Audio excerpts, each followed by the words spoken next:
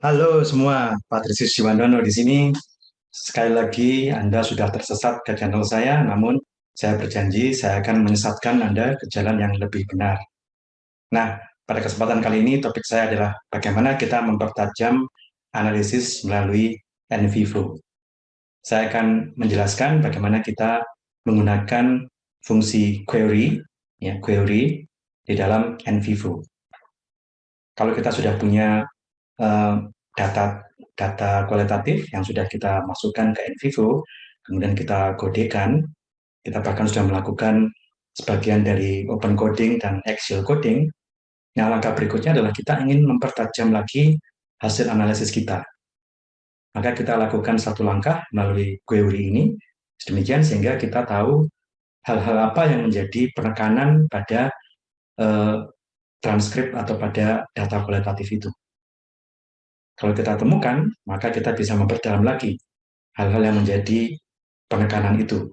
Kita bisa melihat kembali pengkodean kita bisa modifikasinya, kita bisa menambahkan kode yang baru, ya. Sedemikian sehingga pengkodean kita tadi menjadi jauh lebih lengkap lagi. Nah, video ini adalah kelanjutan dari dua video saya yang sebelumnya, yaitu melakukan pengkodean lewat NVivo dan melakukan open coding dan axial coding dengan NVivo. Linknya saya taruh di deskripsi, jadi silakan mengklik deskripsi itu, kemudian menemukan link untuk kedua video saya sebelumnya. Jadi video ini merupakan video lanjutan dari kedua video yang sebelumnya. Nah, seperti apa sih kita menggunakan fungsi query untuk mempertajam hasil analisis kita? Monggo, kulo aturi mirsani video kulo. Baik, mari kita mulai topik kita, yaitu bagaimana mengolah data wawancara dengan lebih tajam. Nah, ini sudah saya buka NVivo-nya.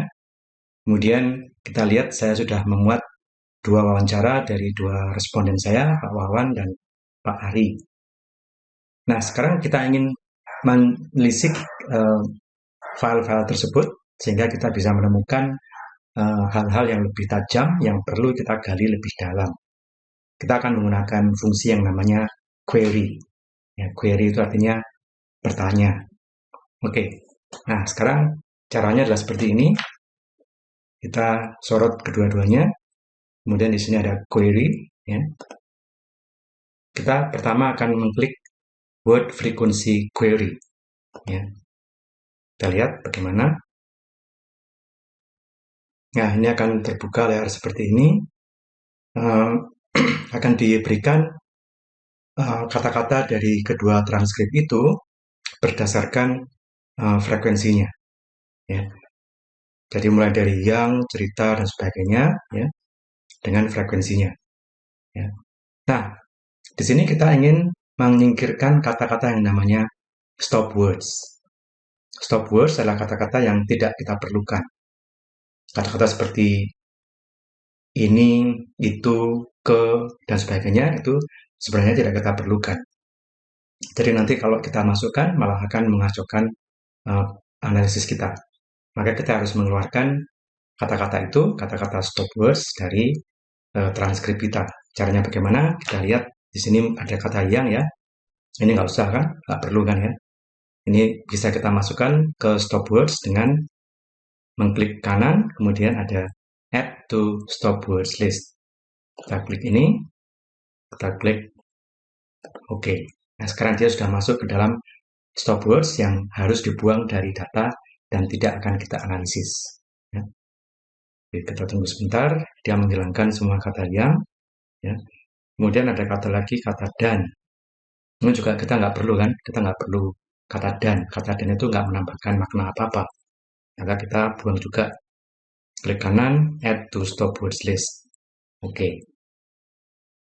Ya. Kita tunggu sebentar.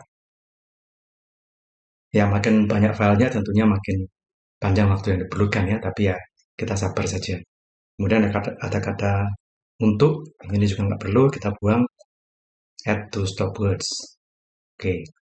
Ya. Demikian seterusnya, kita harus membuang semua kata-kata yang nggak penting itu dengan cara yang seperti saya tunjukkan. Kemudian setelah itu, kita akan masuk pada word cloud. Di sini kalau kita klik ada word cloud. Ini adalah visualisasi yang sangat membantu kita untuk melihat kata-kata apa yang mendapat tekanan paling besar di dalam kedua transkrip itu. Kata-kata apa yang paling sering disebutkan. Semakin sering disebutkan, dia nanti akan muncul semakin besar gambarnya. Nah, kita bisa melihat, kita bisa menentukan kata-kata itulah yang perlu kita dalami lebih lanjut. Oke, kita klik ini, word cloud. Kita tunggu sebentar.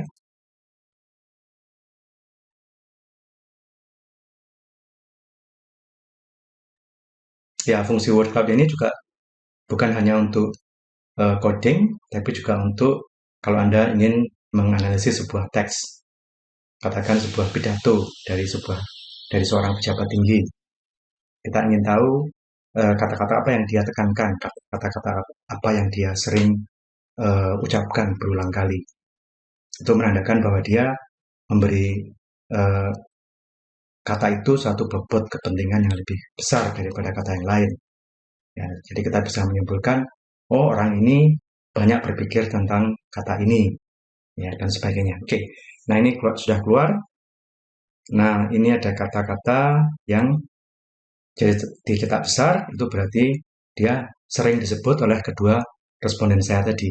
Ya, ini ada kata cerita, bercerita, video, ya. Nah ini kata-kata seperti yang, untuk, dan ini adalah kata-kata stop words ya. Kita harus menghilangkannya dulu melalui langkah yang tadi saya utarakan ya. Ini nggak perlu ini. Ya, jadi kita hanya menginginkan atau memfokuskan pada kata-kata seperti bercerita, video, tokoh, pembelajaran, kecakapan. Nah, ini adalah kata-kata yang dianggap penting oleh kedua responden tadi. Kenapa? Ya karena buktinya kata-kata itu dicetak ketika dicetak melalui word cloud munculnya besar, ukurannya besar. Semakin besar ukuran sebuah kata, semakin sering dia diulang-ulang oleh responden. Dan semakin penting bobot kata itu menurut para responden. Dengan sendirinya kita bisa menentukan, oh ini adalah konsep atau kata yang menjadi pusat perhatian mereka. Jadi kita bisa menentukan pengkodean atau coding yang lebih dalam lagi, lebih jauh lagi. Kita akan kembali ke kode-kode yang sudah kita buat. Kalau perlu kita simak lagi apa yang mereka katakan tentang ini video, apa yang mereka katakan tentang percakapan, apa yang mereka katakan tentang pembelajaran. Kalau belum ada di kode kita, maka kita bisa membuat kodenya, kemudian dengan demikian kita makin melengkapi koleksi kode yang sudah kita buat. Dan dengan demikian analisis kita juga menjadi lebih dalam, lebih tajam. Ya, itu karena fungsi word cloud ini. Ya kan? Oke, nah kalau ini sudah selesai, kita bisa masuk ke yang namanya, kita hilangkan sebentar, kita masuk lagi ke teks ini, ada create, ada files ya, kita masuk ke files, kita sorot lagi filesnya, kemudian ada query, kita masuk ke home, kita masuk lagi ke query, kita klik, sekarang kita ingin text search, mencari teks ya, text search query, kita klik.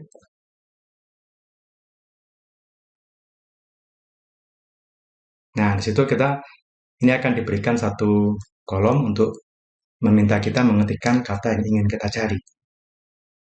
Tadi kan ada kata pembelajaran ya, kita penasaran. Sebenarnya di transkrip itu kata pembelajaran itu muncul dalam konteks apa? Apa yang menyertai kata pembelajaran itu? Kalimat apa yang mendahulunya dan kalimat apa yang terletak setelah kata pembelajaran? Nah, kenapa demikian? Karena semakin kita lebih mengetahui konteksnya, semakin kita bisa menajamkan pengkodeannya lagi. Ya, oke, sekarang kita ketikkan kata pembelajaran. Ini adalah hasil dari word cloud yang tadi. Ya kan? Kemudian kita run query, Kita klik Run Query. Nah, di sini ada word tree. Kita klik word tree. Nah, ini adalah kata-kata yang melingkupi kata pembelajaran tadi. Di sini ada kata dilakukan oleh tutor untuk membuat pembelajaran. Ketika video ini berupa pembelajaran, menggali dari siswa sejak awal pembelajaran, kemudian pembelajaran itu menjadi relatif utuh, pembelajaran tatap muka, pembelajaran via video dilengkapi dengan ya kita harus kemudian mencamkan atau mencermati konteks pembelajaran ini. Demikian sehingga kita bisa mempertajam analisis kita. Misalnya kita di sini ada kata video tersebut dilengkapi dengan pembelajaran. Nah, kita kemudian berpikir, oh berarti kalau kita bikin video itu harus dilengkapi dengan pembelajaran. Nggak cuma bikin video, tapi juga mikir pembelajarannya bagaimana, ya kan? Nah, itu bisa menggiring kita kembali kepada coding. Kita codingkan yang perlu, kalau perlu kita tambah, kita modifikasi, atau kita bikin memo. Nah, nanti akan saya jelaskan lagi memo, tapi sebagai informasi singkat, memo itu adalah apa yang kita pikirkan tentang data. Pikiran-pikiran apa yang muncul begitu kita meneliti data seperti ini. Itu akan sangat berguna ketika kita mulai menyusun laporan atau ketika kita mulai menganalisis data kualitatif. Memo itu seperti seolah-olah menyimpan apapun yang kita pikirkan. Kadang-kadang ide yang kita pikirkan itu harus dimuat di dalam sebuah memo. Sehingga ketika kita menganalisisnya, kita bisa menggunakan memo sebagai alat bantu kita untuk menganalisis seperangkat data. Ya. Oke, jadi dari sini kita cermati, oh ternyata pembelajaran itu bisa tatap muka,